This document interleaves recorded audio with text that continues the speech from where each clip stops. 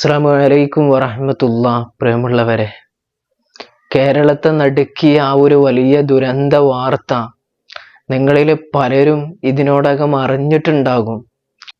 മരണത്തിന് കീഴടങ്ങിയ ആ പുന്നമക്കളുടെ പേര് ആയിഷ, ഇർഫാന, റിദ, നിദ എന്നാണ്.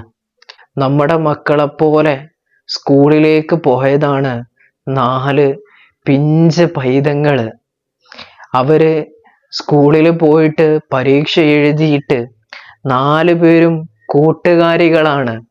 അവര് സല്ലാപങ്ങൾ പങ്കുവെച്ച് പരീക്ഷയിലുണ്ടായ അനുഭവങ്ങൾ പരസ്പരം അങ്ങുമിങ്ങും ചോദിച്ചറിഞ്ഞ് അവര് വരുന്ന ആ ഒരു ദൃശ്യം പോലും സോഷ്യൽ മീഡിയയിലൂടെ നമ്മൾ കണ്ടവരാണ്.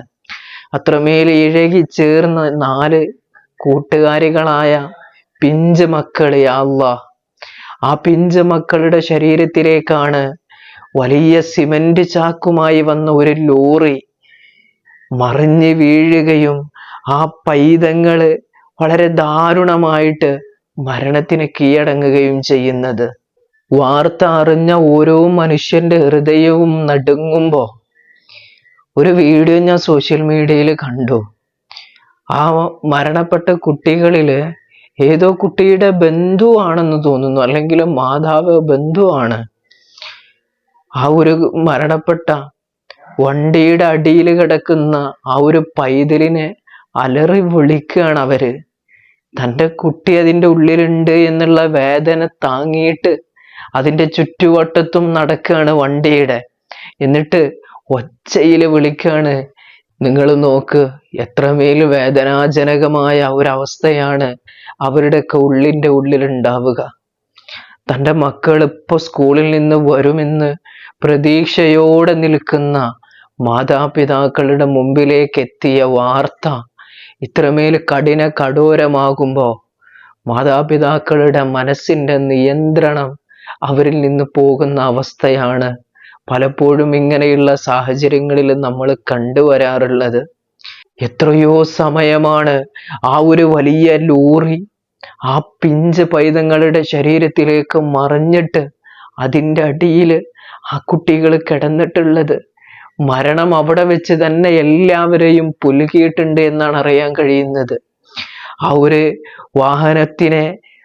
ഒരു വാഹനത്തിൻ്റെ ഉള്ളിൽ നിന്ന് ആ കുട്ടികളെ പുറത്തെടുക്കാൻ നാട്ടുകാര് ആവുന്ന വിധം അവര് ശ്രമിച്ചിട്ടുണ്ട് എന്നറിയാൻ കഴിഞ്ഞു. പക്ഷേ അത്രമേൽ വലിയ ഒരു ലോറി, അതും സിമന്റ് ചാക്കുകളോട് കൂടെ ആ 4 മക്കളുടെ ദേഹത്ത് വീണ ലോറി വരേണ്ടി വന്നു. ആ സമയം വരെ ആ ഒരു ലോറിയുടെ അടിയിൽ ആ കുട്ടികൾ കിടക്കുകയാണ്. ആ കിടക്കുന്ന കുട്ടികളെ വാവിട്ട് കരഞ്ഞുകൊണ്ട് വിളിക്കുന്ന ആ ഒരു ദൃശ്യമാണ് നമ്മൾ കുറച്ച് മുമ്പ് കണ്ടത്. യാ അല്ലാഹ്, സഹിക്കാൻ കഴിയാത്ത അത്രമേൽ ഭയാനകമായിട്ടുള്ള ഒരു രംഗമാണത്. കുട്ടികളുടെ ശരീരം വികൃതമായിട്ടുണ്ട് എന്നറിയാൻ കഴിഞ്ഞു. പടച്ചോനെ, ആ ഒരു പൈതങ്ങളെ ആ മാതാപിതാക്കള് കാണുമ്പോ അവരുടെ അവസ്ഥ എത്രത്തോളം പ്രയാസമായിരിക്കും. ഇന്നിതാ 5 മണിക്ക് ആ ഒരു കുട്ടികളുടെ പോസ്റ്റ്മോർട്ടം റിപ്പോർട്ടുകൾ പൂർത്തിയാക്കിയിട്ട് അവരുടെ നാടുകളിലേക്ക്, വീടുകളിലേക്ക് ആ കുട്ടികൾ അയക്കുന്ന ദൃശ്യം കാണാൻ കഴിഞ്ഞു. അല്പസമയം മുമ്പ് ആംബുലൻസുകൾ വരിവരിയായിട്ട് നിർത്തിയിട്ടിരിക്കുന്ന രംഗം കാണുമ്പോൾ ഓരോ കുട്ടിയെയും എടുത്തുകൊണ്ട് ആംബുലൻസിലേക്ക് കയറ്റുന്ന രംഗം കാണുമ്പോൾ മനസ്സ് തകർന്നു പോകുന്ന അവസ്ഥയാണ്. അല്ലാഹ്, ഇതുപോലെയുള്ള അപകടങ്ങൾ തൊട്ട് അല്ലാഹു നമ്മെ ഏവരെയും കാത്തുരക്ഷിക്കുമാറാകട്ടെ. അപകടം നടക്കുന്നതിൻ്റെ മിനിറ്റുകൾക്ക് മുമ്പ് ആ കുട്ടികൾ ആ റോട്ടിലൂടെ നടന്നു പോകുന്ന ഒരു CCTV ദൃശ്യം, ഈ ദൃശ്യം പോലും ആ മാതാപിതാക്കള് കാണുമ്പോൾ അവരെ കണ്ണിൽ നിന്ന് കണ്ണുനീര് ചാലിട്ടൊഴുകുന്ന അവസ്ഥയായിരിക്കും അവർക്കുള്ളത്. കാരണം മരണത്തിൻ്റെ മുമ്പ് തൻ്റെ പൈതങ്ങളെ ഒരു നോക്ക് കാണാൻ കിട്ടുക എന്ന് പറയുന്നത് ഏതൊരു മാതാപിതാക്കളുടെയും വലിയൊരു ആനന്ദകരമായ നിമിഷമാണെങ്കിലും അതിൻ്റെ ശേഷമുള്ള ആ ഒരു ഭവിഷ്യത്ത് ഓർക്കുമ്പോൾ ചിലപ്പോ നിയന്ത്രണം അവർക്ക് നഷ്ടപ്പെടാം. അല്ലാഹുവേ, ആ കുടുംബത്തിന് നീ ക്ഷമ നൽകണേ തമ്പുരാനെ. മാതാപിതാക്കളോട് പറയാനുള്ളത് ക്ഷമിക്കണേ എന്ന് മാത്രമാണ്.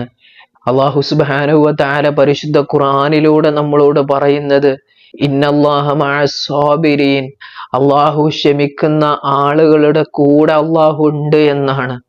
നിങ്ങൾക്ക് തന്ന ഇത്രമേൽ വലിയ ഈ ഒരു വേദന നിങ്ങൾ സഹിച്ചു കഴിഞ്ഞാൽ അല്ലാഹു നിങ്ങൾക്ക് അതിൻ്റെ പകരം അല്ലാഹു തരുന്നത് സ്വർഗമാണ്.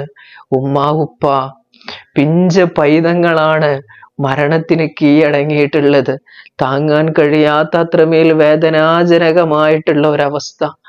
നാളെ നിങ്ങൾ അല്ലാഹുവിൻ്റെ കോടതിയിലേക്ക് കടന്നു വരുമ്പോ ആ മക്കളുണ്ടാകും നിങ്ങളെങ്ങനെ ചേർത്ത് പിടിച്ചിട്ട് നാളെ സുവലോക സ്വർഗത്തിലേക്ക് കൊണ്ടുപോകാൻ ആ മക്കളുണ്ടാകും. നമുക്കൊക്കെ അറിയാം, ചെറിയ മക്കളാണ്, 8ാം ക്ലാസ്സിൽ പഠിക്കുന്ന കുട്ടികള്. അല്ലാഹുവേ, ഖബറിലേക്ക് വെക്കേണ്ട താമസം മലക്കുകൾ പൊതിയും ആ പൈതങ്ങളെ. കാരണം തെറ്റുകൾ സംഭവിക്കാനുള്ള പ്രായമായിട്ടില്ല. അല്ലാഹുവേ, നാളെ ആ കുട്ടികളുടെ കൂടെ ജന്നാത്തു നഈമിൽ ഞങ്ങളേവരെയും നീ ഒരുമിച്ച് കൂട്ടണേ തമ്പുരാനെ. അല്ലാഹുവേ, ആ മാതാപിതാക്കൾക്ക് ക്ഷമ പ്രദാനം ചെയ്യണേ തമ്പുരാനെ. ഇതിൻ്റെ മുമ്പും ഒരുപാട് അപകടങ്ങൾ സംഭവിക്കുന്ന ഒരു സ്ഥലമായിട്ടും ആ നാട്ടുകാർ നിരന്തരം വേണ്ടപ്പെട്ട ഉദ്യോഗസ്ഥർക്ക് കത്തയക്കുകയും അവരെ സമീപിക്കുകയും ഒക്കെ ചെയ്തിട്ടുണ്ടായിരുന്നു. ഈ സ്ഥലത്തെ ഈ ഒരു അവസ്ഥ, ആ റോഡെന്ന് പറയുന്നത് കണ്ണാടി ചില്ല് പോലെ മിനുസമായ ഒരു സ്ഥലമാണെന്നാണ് അറിയാനായിട്ട് കഴിയുന്നത്. യാ അല്ലാഹ്, ഇതുപോലെയുള്ള അപകടങ്ങൾ ഇല്ലാതിരിക്കാൻ വേണ്ടിയിട്ടാണ് ആ നാട്ടിലെ ആളുകള് വേണ്ടപ്പെട്ട ഉദ്യോഗസ്ഥരുടെ അടുത്ത് പോയിട്ട് ഈ റോഡിന്റെ അവസ്ഥകൾ പല തവണ പറഞ്ഞിട്ട് അവര് ഉദ്യോഗസ്ഥരെ അധികാരികളെ സമീപിച്ചിട്ടുണ്ടെങ്കിലും വേണ്ട രൂപത്തിലുള്ള ഒരു പ്രതികരണവും അവരിൽ നിന്ന് കിട്ടിയിട്ടില്ല എന്നുള്ളത് വേദനാജനകമായ കാര്യമാണ്. ഇതിൻ്റെ മുമ്പ് കൊടുത്ത ആ ഒരു ഫയലുകള്, ആ ഒരു അപേക്ഷകൾക്കൊന്നും യാതൊരു പരിഗണനയും കിട്ടിയിട്ടില്ല എന്നതുകൊണ്ടാണ്. അല്ലാഹു ആ കുടുംബത്തിന് നീ ക്ഷമ നൽകണേ തമ്പുരാനെ. ആ പൊന്നുമക്കള് നാളെ അല്ലാഹു ആ ഉമ്മാക്കും ഉപ്പാക്കും ഉപകാരപ്പെടുന്ന മക്കളാക്കി നീ മാറ്റിക്കൊടുക്കണേ അല്ലാ. അവരിൽ ആ മാതാപിതാക്കൾ നാളെ പാരത്രിക ലോകത്ത് സന്തോഷിക്കാനുള്ള ഭാഗ്യം ആ മാതാപിതാക്കൾക്ക് കൊടുക്കണേ അല്ലാ. പടച്ചവനെ, അല്ലാഹുവെ, താങ്ങാൻ കഴിയാത്തത്രമേൽ വലിയ വേദനയാണ് ആ മക്കളുടെ വിയോഗം. പടച്ചവനെ, ക്ഷമിക്കാനുള്ള കഴിവ് നീ കൊടുക്കണേ തമ്പുരാനെ. ഇൻഷാ അല്ലാഹ്. അസ്സലാമു അലൈക്കും വറഹ്മത്തുള്ളാഹി.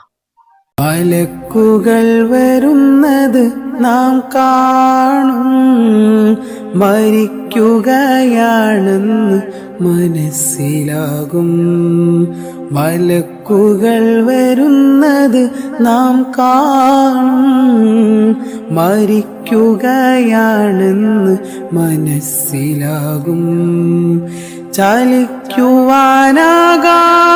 നാം കിടക്കും, ചലിക്കുവാനാകാതെ നാം കിടക്കും. ചിരിക്കുവാനായെങ്കിൽ നാം ജയിക്കും, ചിരിക്കുവാനായെങ്കിൽ നാം ജയിക്കും.